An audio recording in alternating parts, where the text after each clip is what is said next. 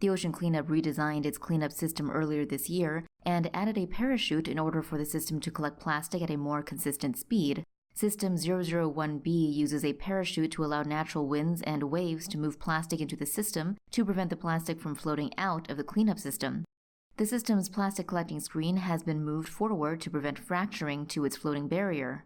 Ocean Cleanup explained on their website that the organization added bigger boats to the system's cork line in order to increase buoyancy.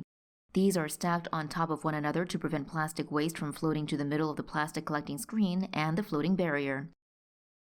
In a news release, the organization explained that the system has successfully collected large pieces of plastic waste and ghost nets that are typically used for fishing. The system was also able to collect microplastics as tiny as 1 millimeter from the Pacific Ocean. The plastic will eventually be returned to land for recycling.